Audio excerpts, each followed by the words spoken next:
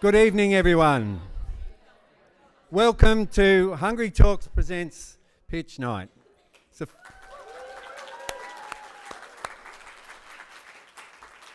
Tonight wouldn't have happened without everybody here in the audience, everybody here from our media team, our media students who are putting this show on, our advertising students who have created this whole 10 series. This is our 50th episode of Hungry Talks in this format since COVID. One of the benefits of COVID, we turned a lecture series into a YouTube sensation. So if you'd like to follow that, do that. I would like to first acknowledge that we are on the lands of the Boonwurrung and the Woiwurrung people of the Eastern Kulin Nation, and we conduct the business of this university on those lands, and so it's fitting that we pay respect to our elders, past, present, our elders and our Indigenous elders. We have some of our legends of the industry here tonight, and so the legendary stories from our Indigenous inhabitants, it's really important to acknowledge that sort of thing as well. I'm not going to say too much, but it's going to be a chaotic night, so embrace that and enjoy it. That's the most important thing to do tonight. After we get started tonight, after the show, we're asking you all to move into the foyer for a little quick brief challenge. Our students have been doing quick briefs that you will have seen in their folios over the years, and now we want you to co-create something tonight. There's a brief out on the table, some ingredients. We would like you to form teams of 6, at least one of our staff members, at least 2 students, and 2 industry people, 2 or 3 industry people who, perhaps not your own agency, go and meet someone that you used to know. There's a song in that. So it'll be a bit of fun, and then we're going to move across to the Oxford Scholar. Now, you're going to get sick of me by the end of the night trying to herd you across the road, but you do need to be careful going across the road. But you're all adults and you're all responsible, so this exercise, we want you to self-select into those. We're not going to into groups for this quick brief exercise, and have some fun with our students and each other trying to co-create something. It's all written on the brief, and we'll talk about that in a little bit later. It's really important that I acknowledge the work of not only our teaching staff and our students and the industry that are here, and our supporters and sponsors that wouldn't be possible without that. And I'm going to introduce Phoebe Sloan now, who's from our Industry Advisory Board, to come up to the stage and just say a few words, and then introduce a video from our Industry Advisory Chair, Matt Stoddart, who unfortunately couldn't be here tonight. So please welcome Clementa's Phoebe Sloan.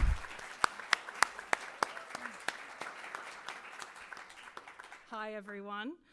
In the spirit of tonight's delicious theme, I thought I would share a few crumbs of advice for tonight, and I promise to keep it short and sweet.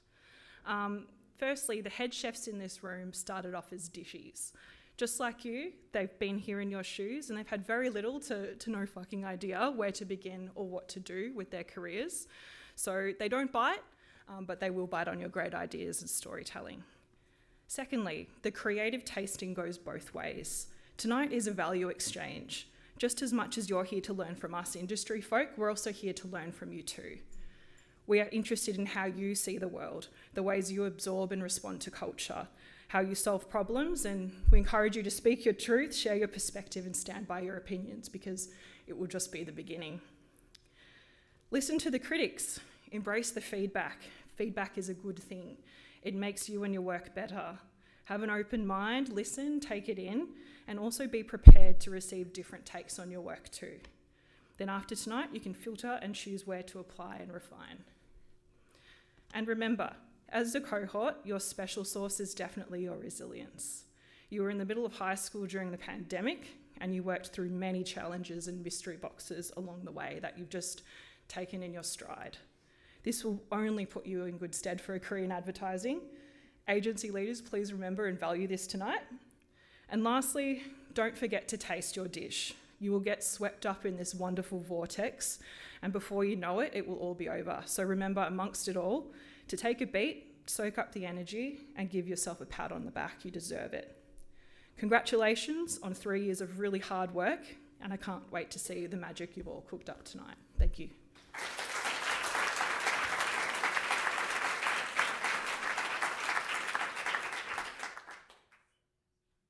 RMIT Pitch Night 2024. How bloody exciting. Apologies I can't be there in person tonight. The RMIT Pitch Night is one of my absolute favourite nights of the year, so I'm genuinely gutted not to be there with you all right now. But as the chair of the Industry Advisory Board, I thought I'd say a few words to kick off what I know will be a great night, as always. Firstly, to all the graduating cohort in the room, I know you're all probably starting to feel a tad nervous right now, but those nerves are good. They show you that this night really means something to you, and being a part of the creative industry is something that you really, really want. So take confidence in those nerves and try to relax the best you can. Take a breath. You also need to remember that everyone in the room tonight, they really want to see you succeed. These aren't job interviews. They may lead to job interviews, but this is your chance to let the industry get to know you a little bit. Show them what makes you different to everyone else, because that is your creative advantage. If you're a bit weird, be a bit weird. If you're funny, be funny. They want to see your passion and your unique perspective on creativity, so really let it sing. The people you'll meet tonight will probably be quite senior, but take comfort in the fact that every single one of them, they also have terrible ideas every day, just like you and me. No one can escape that unavoidable part of the creative process, no matter how good they are. All of you are the future of this industry and what keeps agencies at the top of their game. There's nothing better than a couple of killer junior creatives coming into an agency and kicking at the heels of the more senior teams, making them squirm. There's also nothing more satisfying than having an idea get up over a team that probably gets paid 3 or 4 more times more than you. I speak from experience on that one, it's pretty good. You might have heard murmurings that the industry right now is a little tough to get into, but that's nothing new. It's always been tough, and it always will be. But if you just focus on what you can control, which is your book, having epic ideas, and presenting yourself in the best way possible, the rest will take care of itself. If you really want to get in, you will get in, trust me. It dawned on me today that since you all began your journey at RMIT, the crazy world of artificial intelligence has really taken off, especially in our industry. This is nothing to be worried about. AI could never replace creativity. It could never know how you and I see things, and that is where creativity lies. It's important, however, to understand how to use it, because it is an amazing tool, and it saves a shitload of time on mock-ups. Before I wrap up, I'd like to thank the Industry Advisory Committee for your support this year. The invaluable industry insights and ideas that you've shared continue to help shape and evolve the Bachelor of Comms degrees now and in the future. The newly shaped degree is a great example of that. I'd also like to thank the creative agencies that have made time to be here tonight. This night would not be possible without all of you. You've all taken time out of your personal lives to be here, and it's always most appreciated. I also told the students you'd be nice, so please don't stitch me up. Well, that's all from me.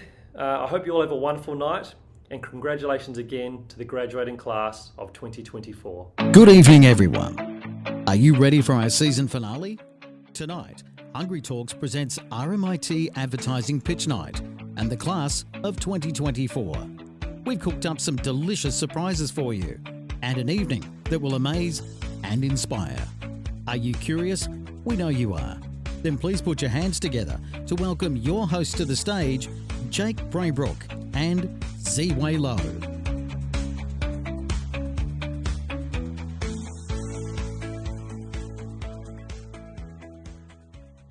Good evening, everyone. Good evening, everyone. Good evening, everyone. I'm Jake. And I'm Z. And welcome back to the 2024 Hungry Talks. We got this, Jake. We got this. This week's quick brief is brought to you by A Future, Adobe, Lego, Earth Road Safety, Choices Flooring, the Australian Water Safety Council, Dogs, RMIT Giving. Joining us in the studio are John Thompson, working in road safety. Linda Brennan. Into food waste. Chelsea and Luca, Everyone looks out for each other. Charlie and Jaya. Pitch Night is important. J. Daniel Thompson, Disseminate information. Alana Wood and Mihika Dure. The reflection of who we are. Dr. David Nicola, Public relations. Shannon Crow. Always to say it straight. Christy Ding. Knowing the market changes. Bob Nash-Dubé. Queer issue. Jeanette Rogers. Craft something. Lindsay Ralph, Connect with people. Tyler Hamilton and Matthew Chen. Using Gen AI. Amy Lee. Creating a personal brand. E.G. McGee. Just being helpful. Abigail Quake. Experience planning. Sarah Heath. Market research. Welcome to Off to the Market, where we take a break from providing the insight. This week we're delving into the Ray Gun Olympics controversy, road safety, Coney 2012 campaign, decision making. Bum, bum. Just got a letter. Colouring in. Follow me! What? Wake up. Stay curious!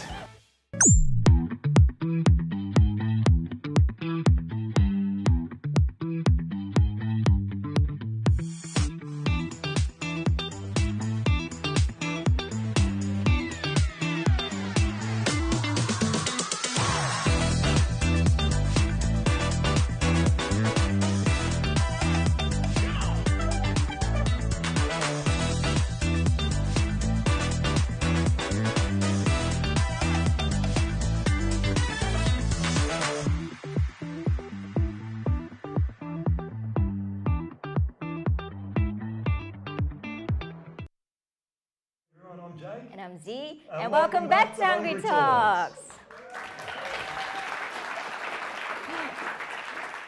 So this is it, Z, the grand finale. I know. Where has the last 9 weeks gone? Oh, they've just flown by.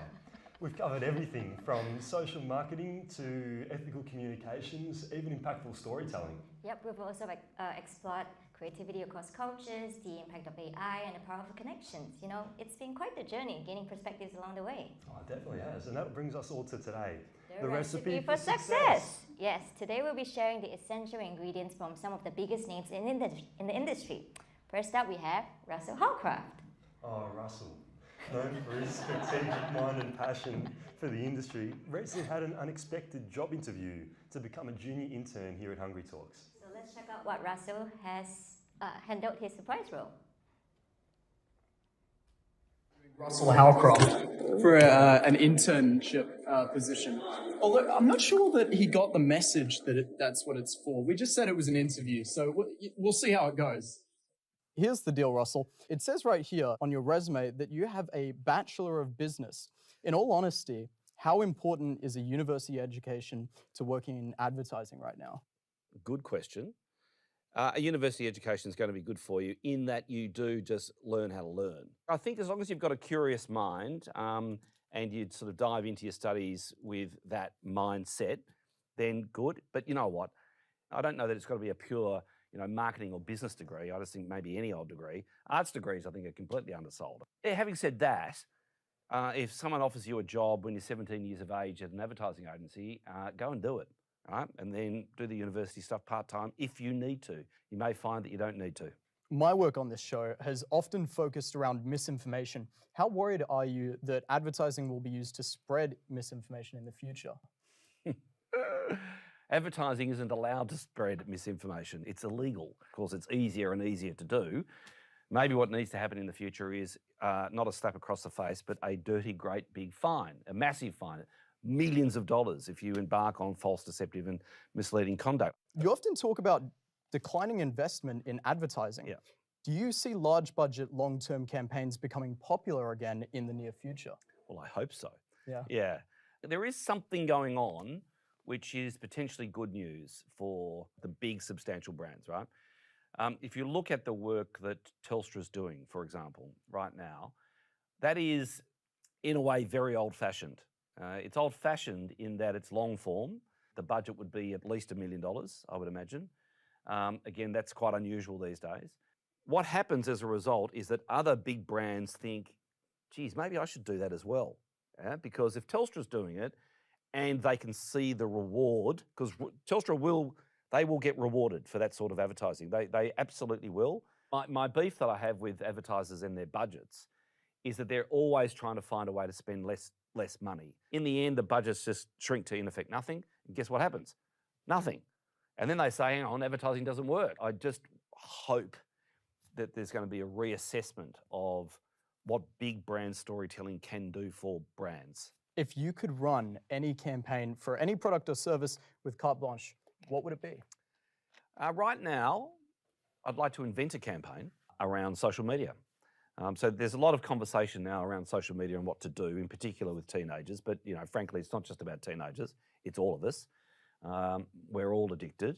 Victoria has a long history of doing incredibly powerful and beautiful social cause health campaigns. We've done them for decades. I think parents need a hand. I think that the advertising would need to frighten people. It needs to frighten the parent. It needs to frighten the kid that's watching that as well. Now, I haven't seen a Vic Health promotion campaign for decades. So I would say to you, James, what are they doing? Well, here's an opportunity. Do something which is absolutely needed. I can see here you've had a lot of successes. What would you say was the biggest mistake of your career? Every now and then what can happen in the ad world is you get so carried away about an idea that you think that you convince yourself that that idea is right. And yet, in your heart of hearts, it's not. I have a few examples where I've been in a situation where I think we've probably made the wrong advertising. You can come up with something that's never been seen before and just get so overly enthusiastic about it and just go and sell it, and because you love it so much, you sell it. The client gets convinced, because one of the great skills of good advertising people is they can convince people to do things. Now, it says here under your experience that you worked at Low Howard Spink. Yeah, I got lucky in that I had an interview at Lowe's, and I did not really know anything about Low Howard Spink. This is pre-Google. Would you recommend leaving Australia to work in advertising now? Of course. Yeah. Yeah. One of the great thrills of leaving Australia is the freedom that you can get from other markets, where you can change your name if you wanted to. That freedom that you get from going to another country, another market. And then, of course, you're just going to learn. That was quite quick. Jeez. Unfortunately, you haven't got the job. Oh. You're a little bit overqualified to be an intern here. But thank you very much for coming to the interview anyway. Thanks, James. Russell. Good man. Well done. Thanks, everyone. And that was Russel Howcroft, ABC's Bruin panelist, co-host of Melbourne's Top Breakfast radio show, and a true legend in advertising. Thank you, Russell, for getting into the spirit with us. Yeah, thank you, Russell. Walking into RMIT, Russell was just expecting a routine interview. He had no idea he was going to be sized up to become our junior intern.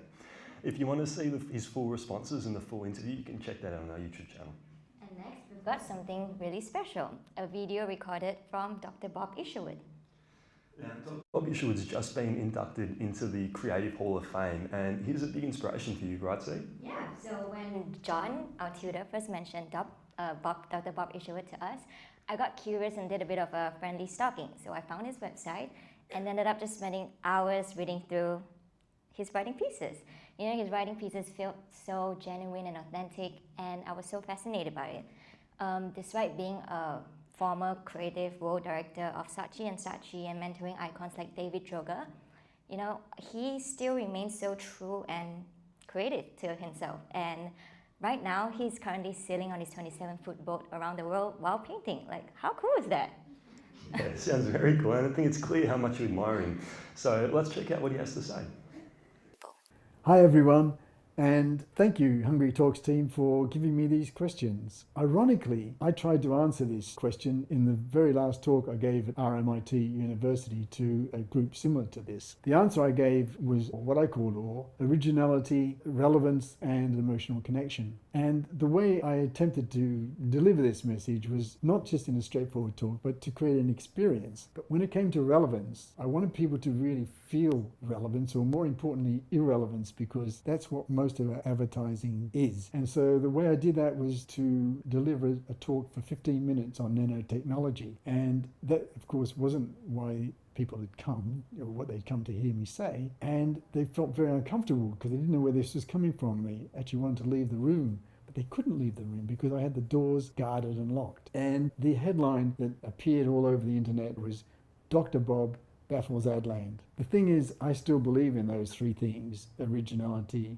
relevance, and an emotional connection. So in inviting me back, be careful of what you wish for. So, you've seen a lot of changes in the industry over the years. what is the biggest shift you've noticed? I think technology has enabled us to move from mass marketing to community marketing and getting closer and closer to individual marketing. When I started working in London, there was only one commercial television station. So you could go on that and reach almost the entire population with your ad. And the demographics back then were based on income, but today they're based really on people with common interests. I think one of the buzzwords that I hear around the industry today is data-driven creativity. And I'd like to talk a little bit to that. One of my creative directors many years ago was trying to explain to me the Procter & Gamble ad process. This was a long time ago. It was before A.G. Lafley or Jim Stengel ran the show. Back then, the way my creative director explained their process was like this. He said, so Bob, it's like they take a frog and they dissect it, and then they put it back together again very, very carefully, exactly as it was. But they're surprised that it doesn't jump anymore. I'm concerned that data-driven technology and AI are taking us down a road of reason and logic where the work won't jump anymore, because it overlooks a simple fact that it's our emotions that make us act or purchase. Emotions are much closer to magic, just like creativity itself. So we push that aside because it's difficult to measure it. Dr. Bob, in your opinion, what's one big question the industry should be asking itself today? I would say how to build brands without chief marketing officers. Here in the US, the average tenure for a CMO is around 2 to 3 years. According to Deloitte's stats, though, it's actually around just 1 year. And so how do you hope to build a brand within that environment? I think brand attitude and cult communities will become increasingly important. And my fear is that the in-house agencies, or as they call themselves brand side, will get there before the traditional ad agencies. And that's because they are much closer to the center. They're much closer to the brand. As an example of that, you could check out Bandit here in the US. It's a sportswear store and they're growing as compared to Nike, which is declining. All right, last question. What is your recipe for success and what advice do you have for us? Have interests outside your career is something I think it stops you from overthinking things. When I won my biggest awards in advertising, I was also occupied with a 27-foot unfinished boat in my back garden. Another thing I'd say, remember technology is just a tool for creativity. It's not an idea. It is simply a tool to enhance your creativity. Join the One Club for Creativity. Check out the Creative Perspective series. There are talks from experts from AI to comic book illustrations. One of my favorites is a famous designer taking you through her rejected New Yorker covers, which I think is really cool. And finally, as you grow older, don't let age define you or other people's perception of age. Don't let that define you. Just stay curious in all things. That's it from me. Thank you, Dr. Bob, for sharing your wisdom with us. We wish you smooth sailing. So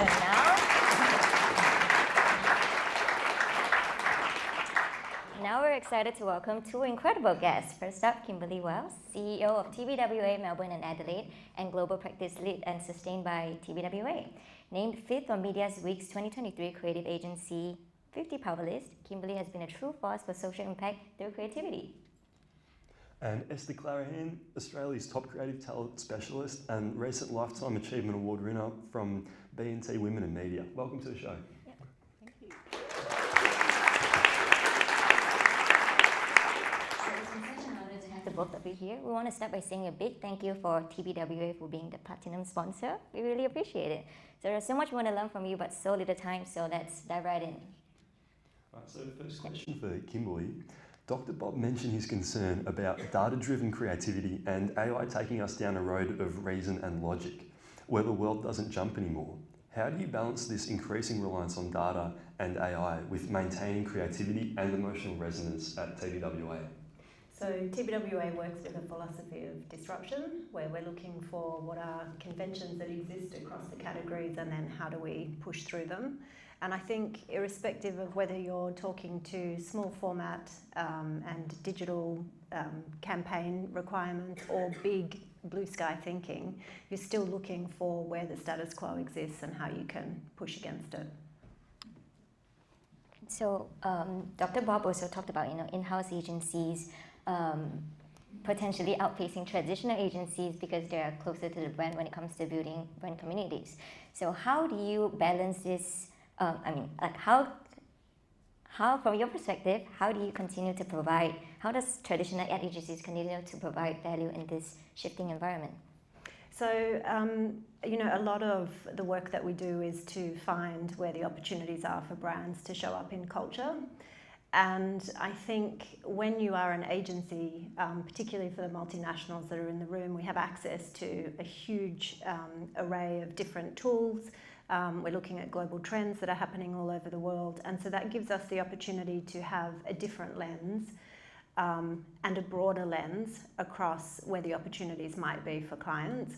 When you work inside an in-house agency, and some of you may go on to work in in-house agencies, that's not a bad thing. It could be a good place for you to cut your teeth. But I think you have to be conscious that you sometimes can get caught in your own category too quickly. And when you don't look up and look outside, then you will start to create very conventional advertising. And I think the other problem is when you're too close to the stakeholders and you're too close to the people that ultimately are going to approve your work, you lose the opportunity for healthy tension. And the very, very best creative work comes from tension. So since today's episode is themed about recipe for success, looking back on your careers, can you share a moment early on that you think really set the path on where you are today? Well, the most obvious is when I decided to start my own business, which I thought of at about 10 a.m. and then I quit my job at about 2 p.m. But I was right. So it was just a spontaneous gut move, and I wouldn't recommend it for everyone, but it worked out. What about Kimberlee? I think, it's interesting you asked the data-driven questions because early on in my career I was a direct marketer. So everyone in this room is quite possibly, with the exception of wonderful Esther, too young to remember. But it was mail order. You had to have a pen, you read magazines with a pen, you filled out coupons, and so I was fortunate to have that skill set. And then I was able to play with it throughout different phases of my career. So I went in and out of specialising in direct marketing, which ultimately then became digital, which today, is a huge part of the work that we do, particularly in relation to data-driven comms. But I think the fact that I kept kind of going in deep, so I always had a specialism, but then equally was able to apply that more broadly across the whole agency lens. Data-driven technology and all that, how do you think AI will be impacting the advertising industry? It's a tool. Just like we've had tools forever. We've had software, we've had typewriters, we've had computers, we've had different types of programs, and it's a tool. And I think that there is a need to embrace it and understand how to use it and how to work with it. And there's a lot of positives because there's a lot of time wasted in agencies where, like back in the day, you literally would find the image that you wanted to be inspired by flicking magazines. We're going way back even before the internet was a thing. Like I remember when the first DOS system came out, we were excited because we could send an email. So if you embrace the tool for what it is and use it as a positive influence rather than feel overwhelmed by it as a potential threat, then just have fun with it and play with it. Yeah, definitely. A question for both of you. What have you seen ad agencies doing that you think all agencies should be doing right now? Well, let's go with internally, we need to create better pathways for women. Externally, I think we should be paid for pitches. Those are my two.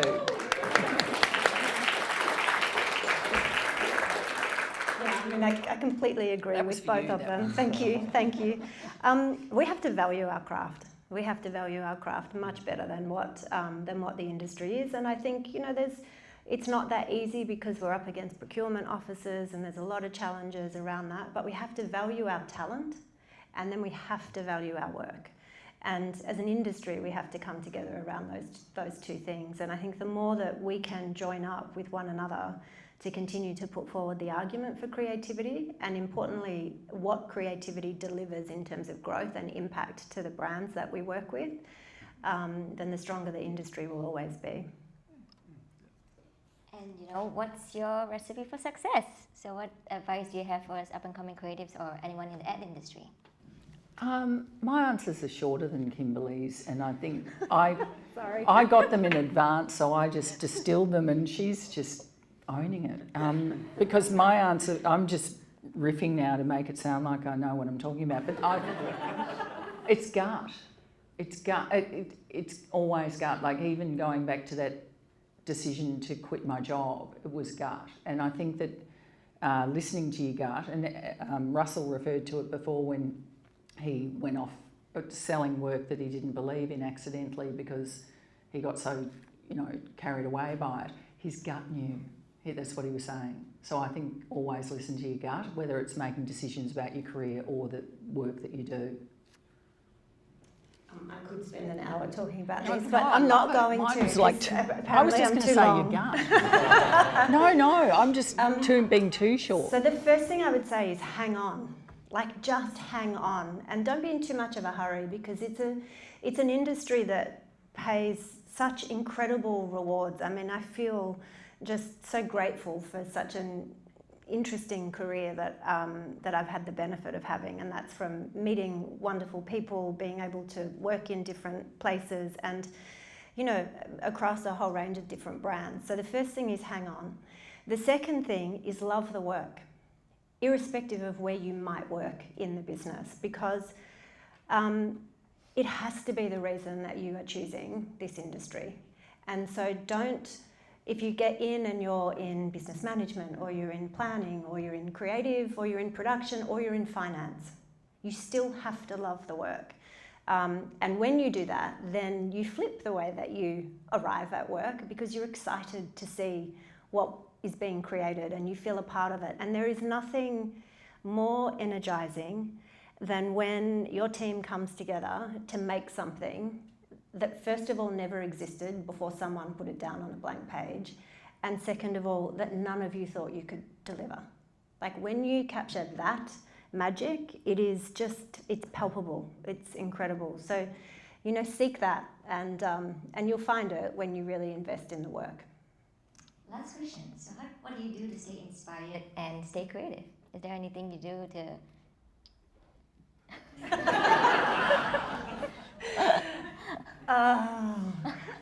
There's lots of things. I spend, it's quite known in the agency, obviously in my role, I spend a large amount of time with my head in spreadsheets these days, and, dealing with contracts and clients and finances and the like. But if I'm having too much of that and I'm just having a moment, I will always be found on the creative floor, sitting in with the creative teams, curious about what it is that we've got going through.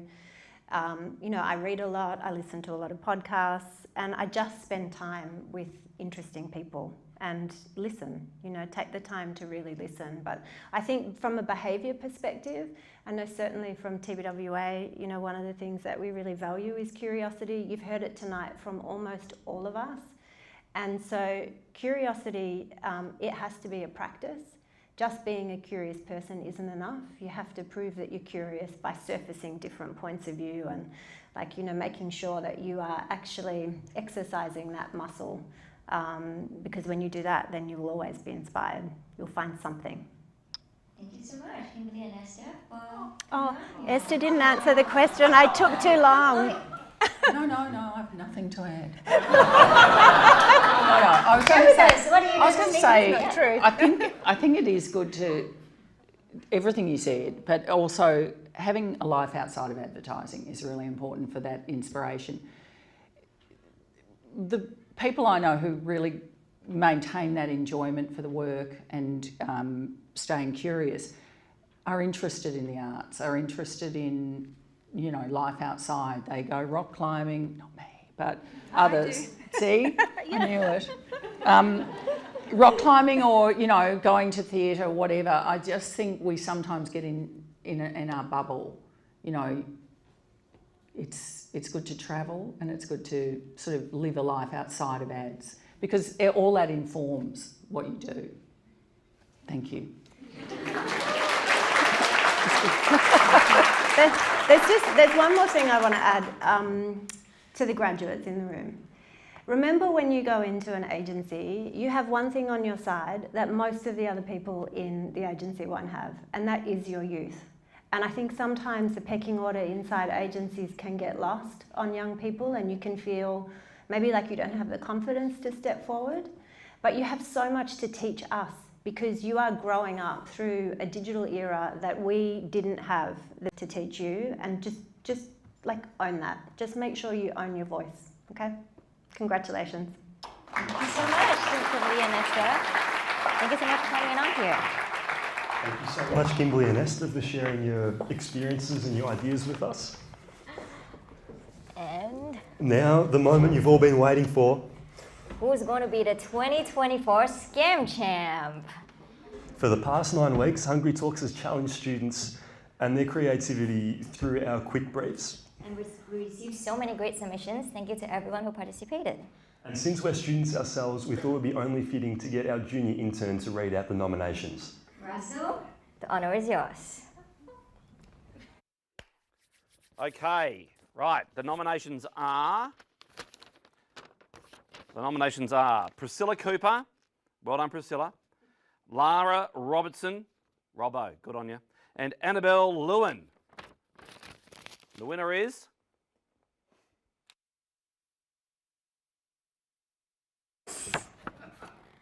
Lara Robinson. Congratulations, Lara. So here's a look at the fantastic work from Lara.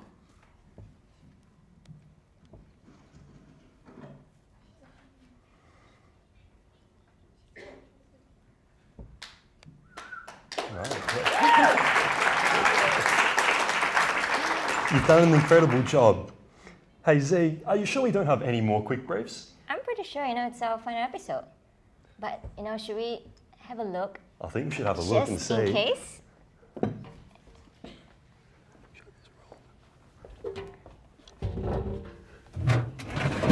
Yeah, we usually get our quick briefs from the microwave, so we'll just have a look. No way! I couldn't have seen this coming.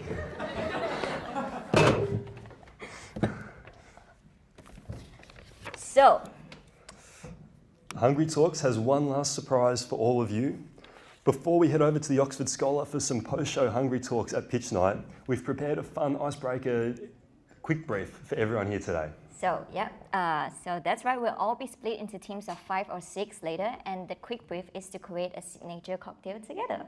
Yeah. Your task is to use the ingredients provided and your imagination to come up with a name and create a catchy tagline to promote your new cocktail. Yeah, it's going to be so much fun, and we can't wait to see what everyone comes up with later. But before we wrap up, let's check out our taste notes, where we'll get a quick glimpse of our students' personalities.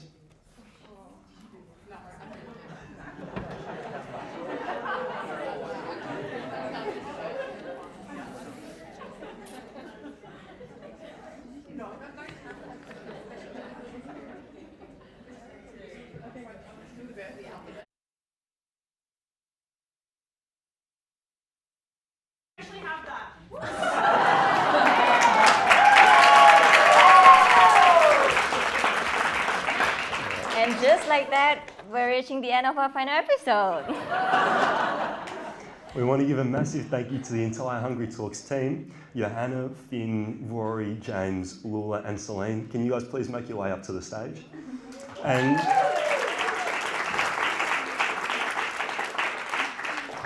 we also want to give a massive thank you to our media team. Eve, Logan, Nick, Sophie, Daniel and Will. This wouldn't be possible without you guys, so thank you so much.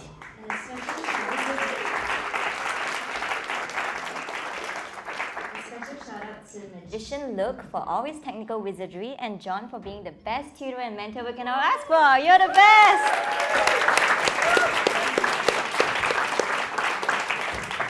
And we want to thank our guests.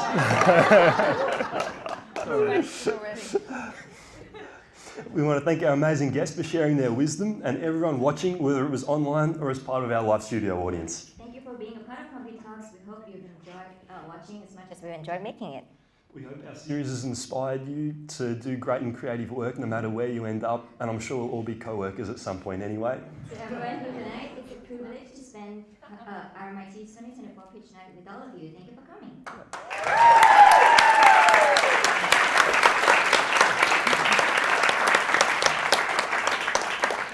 Let's meet across the road at the Oxford Scholar, mingle, have fun, and learn from each other. I'm really going to miss this. Me too. And for the last time, I'm Z. I'm Jay. And you've been watching Hungry Talks. Stay curious. Also, a special thank you to the producer who's